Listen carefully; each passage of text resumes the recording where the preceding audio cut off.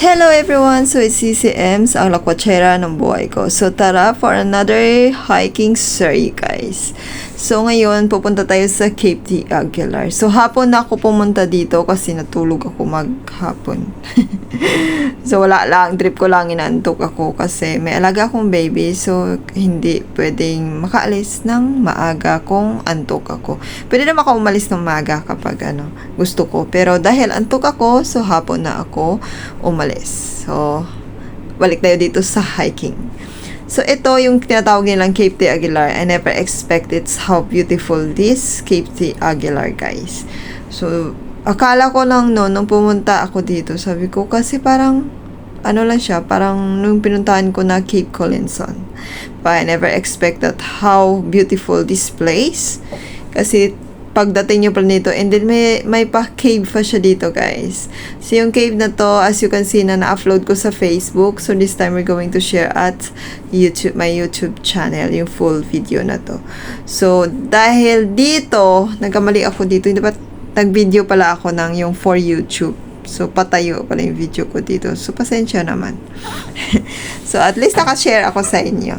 So, ito yung cave. Pwede kayong mag-dress yata dito. Maganda yata pag-dress eh. Pero I love my skirt. Yung my sportswear new skirt.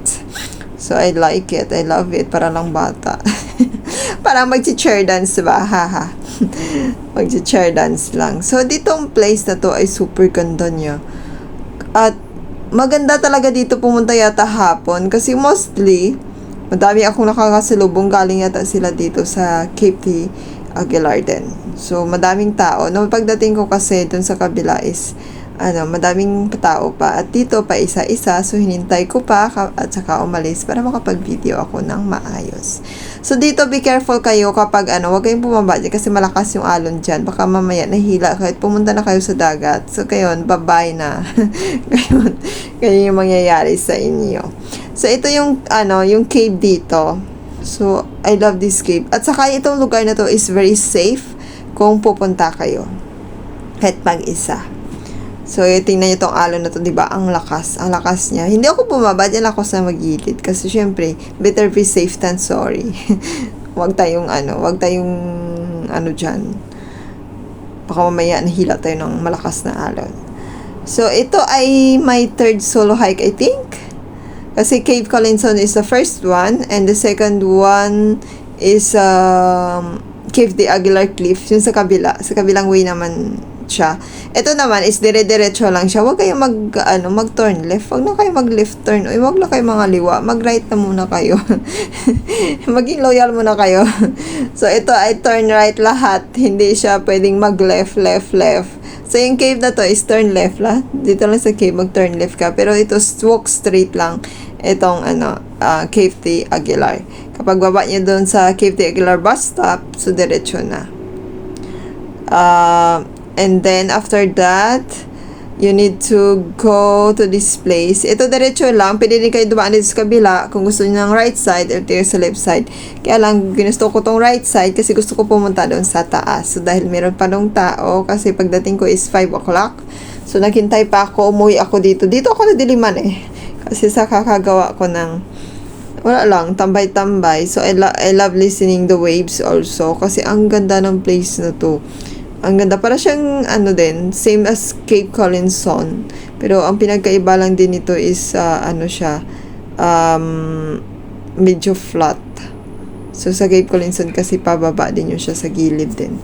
So, dito nagtambay-tambay muna akits. And then, napagtripan ko dito mag-dress. So, watch it out. So, my red dress.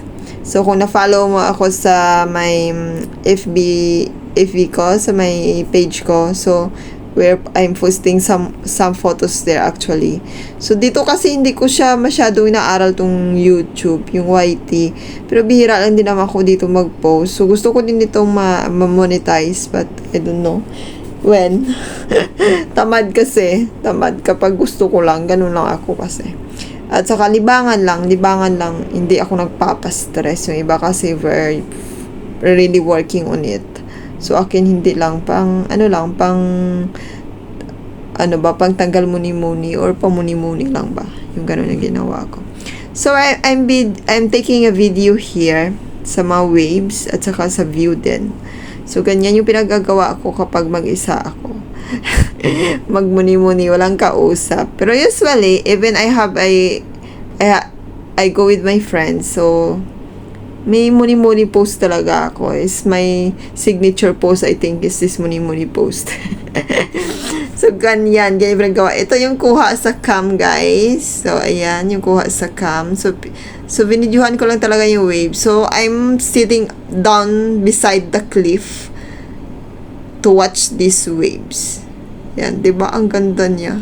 Tapos yan, yan yung Cape, yung parang, din siya, cave din siya na, dito sa Cape Collinson. So, ito yung cliff na mataas sa side, and then, dito na side. So, syempre, mag-aaraw-araw muna tayo dito sa side na to. Para may pang, naman tayo, may pang remembrance for this hiking place, for this Cape Aguilar. Kasi gusto ko talaga yung pag pumunta ako sa isang lugar, mostly I have a lot of photos. Kasi yung photos na yun is for my remembrance, for my memory, for the memories lang. Kasi kapag hindi ka pumunta ka sa place, tapos wala kang pictures, parang, hala, napuntahan ko na pala to, ba't wala akong picture? Ganun lang.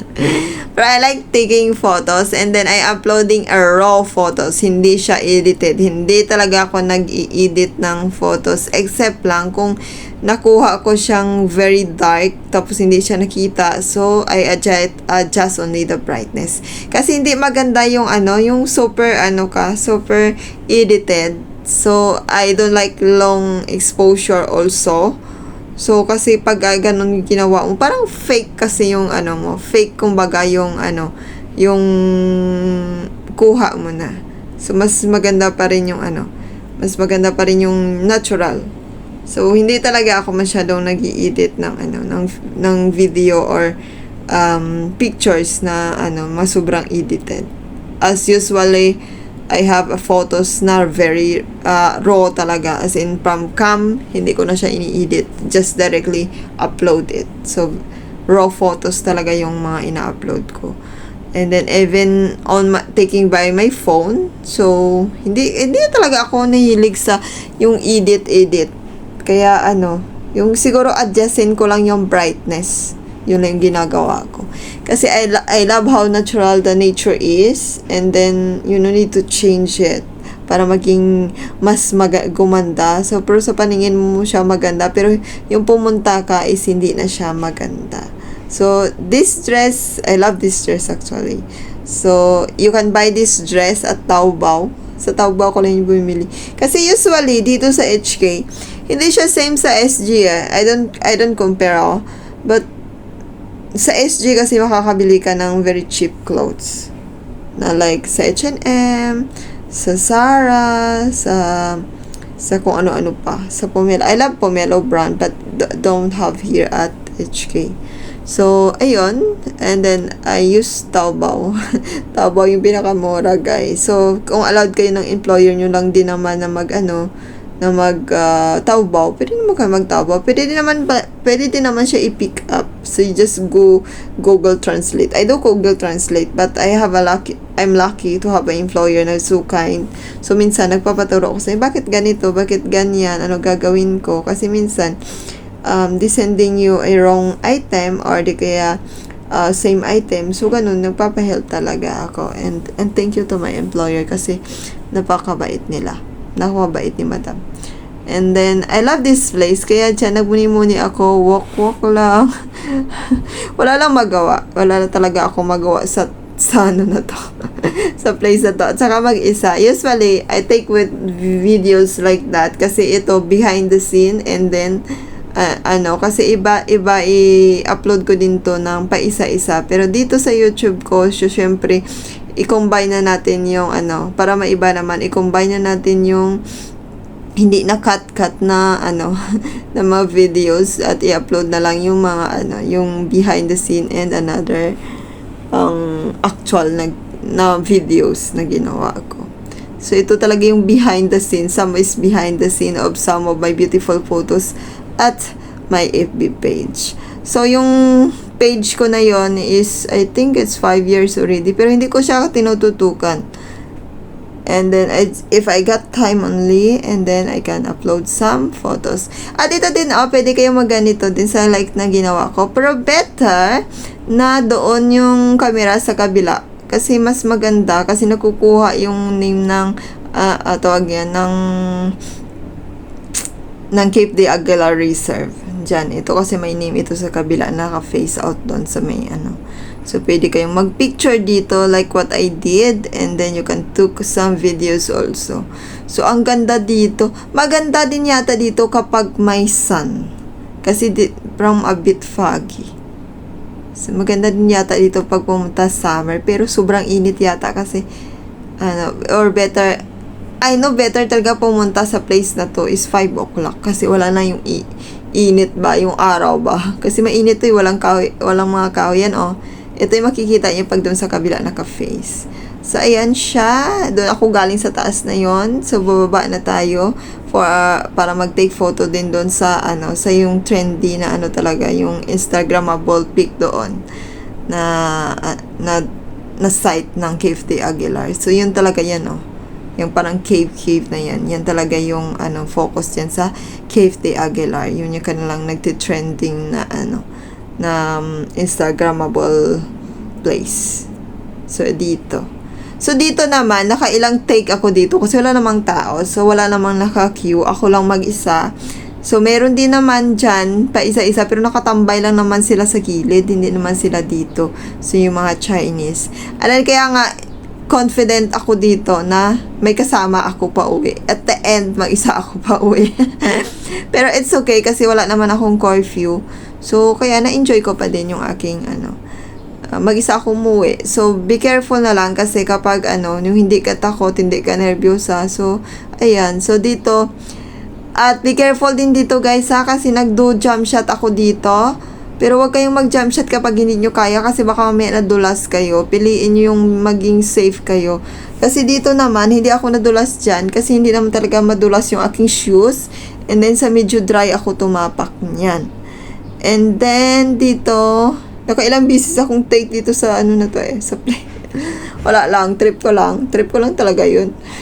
Trip ko lang ulit-ulitin kasi ang ganda ng place, nakaka-amaze itong place na to. So, hindi na ako nag-dress dito kasi tamad na ako magbihis-bihis and I love my skirt also. So, ayun, yung skirt ko na lang yung ginamit ko. So, yun lang. And then, kapag mag-isa ka, bumili ka ng tripod para hindi ka mahirapan mag-take ng photo. So, I'm always using my tripod na nabili ko lang din yun sa Worldwide ko yata pinili. Yung first time ko pumunta ng Worldwide, doon ko yun pinili. Pero hindi kayo bumili sa Taobao, madami sa Taobao. So, I want to buy also the other one na nag-iikot-ikot. Yung may camera, may sensor siya. Pero yung isa, ito kasi walang sensor. Kasi yung isa kong, hindi ko nadala yung may sensor. Kasi minsan siya, tamad ako maglipat-lipat. Pero next time, bibili akong tripod na may sensor na para maganda mag-take ng photo. So, ganun yung gagawin ko. Next time. Not now. So, may mga pa tayo, may mga priorities na dapat i-consider bago yung mga bla-bla na yan. And then, dito sa top, ito yung tinatawag nilang Turtle Island. So, yung parang turtle siya. So, dito sa taas, hindi na ako pumunta talaga sa pinakamataas yun. Dito lang ako medyo sa baba. Kasi may sa may taas ng cave na yon. Hindi na ako pumunta doon. So, dito na lang ako sa gilid kasi medyo hapon na to. Mga 6:30 na. Pero maliwanag-liwanag pa siya. And then, ayan, Yan. So, medyo maliwanag-liwanag pa siya. And then, I enjoyed walking here. So, muni-muni is lifer. Ganun na talaga yung pinagagawa ko. So, ayan lang. Ganyan, guys. Ganyan yung pinagagawa. Pwede nyo din gawin to pag gusto nyo. Pag gusto nyo lang. Huwag nang pilitin sarili nyo kung ayaw nyo. So, ito na yan yung ating Cape de Aguilar. Cape de Aguilar Adventure or Hike. May Cape de Aguilar hiking series. So, yun lang, guys. So, bye-bye Cape de Aguilar na. Thank you for the memories. For the unforgettable memories. So, uwi na ako niyan. And then, sa dito na side, ituturo ko sa inyo kung saan pababa ng cave. So, yan, Yan yung pababa ng cave dyan sa left side. So, ayan lang. So, thank you for watching, guys. Please don't forget to like, comment, and share if nagustuhan nyo tong video. God bless you and take care always. Please respect each other and be kind always. See you for another hiking story, guys.